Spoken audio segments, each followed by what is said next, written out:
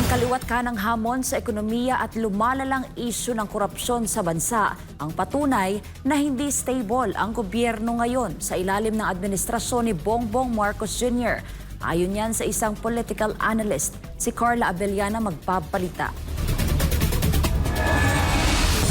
Ikinadismaya ng isang political analyst ang naging pahayag kamakailan ni Pangulong Bongbong Marcos na stable naman daw ang gobyerno ngayon. Sa pahayag kasi ng Pangulo, wala daw gulo sa politika. Walang nag-aaway na mga matataas na opisyales. Pangalawa, stable din daw ang peace and order ng bansa. At pangatlo ay stable din daw yung terorismo at mga kalaban ng Estado. Pero para kay political analyst Professor Maluti Kia, maling-mali para sa isang presidente na sabihing stable ang Pilipinas sa kabila ng mga hamong kinakaharap ng bansa.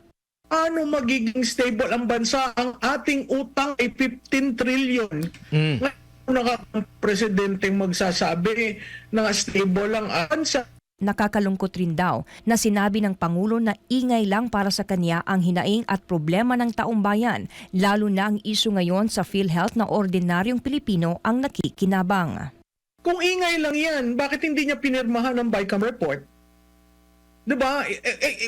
Yung titingnan mo yung pag-iisip eh. Noong una, sabi niya, walang problema yung PhilHealth, may pera naman sila, kaya mag-operate. Nakita mo yung prinsipyo doon, hindi doon sa beneficiary. Tapos biglang sinabi, hindi, stable tayo, ingay lang yan. Siguro bumaba siya, tingnan. Kasi ang nakikita natin parati, ang party sa Malacanang, parati nag-host, di ba? Stable. Parang they live in a time warp environment na hindi nila nararamdaman ang Pilipino. Bukod sa problema sa kalusugan ng mga Pilipino, may problema rin na kinakaharap ang bansa sa sektor naman ng edukasyon dahil sa pagtapyas ng Kongreso sa 12 billion pesos na pondo sana para sa computerization program ng Department of Education sa susunod na taon. Nasa saligang batas kasi na ang edukasyon ang numero 1 dapat na magkaroon ng mataas na budget.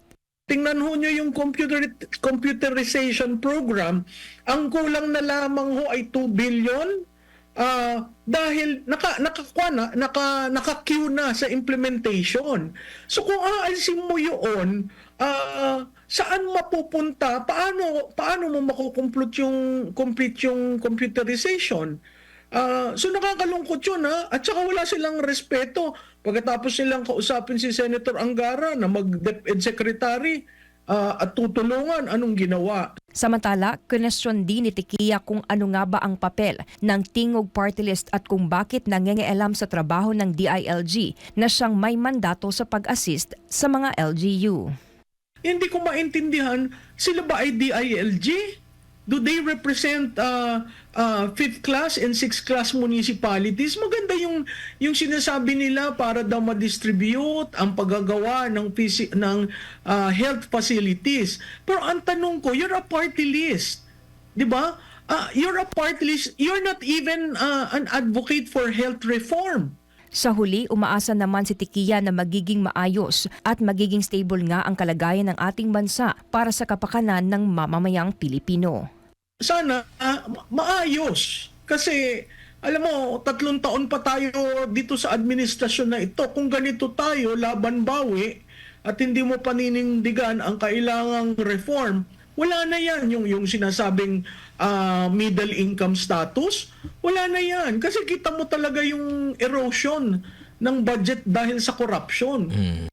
Para sa Diyos at Pilipinas Kumahal, Carla Abellana, SMNI News.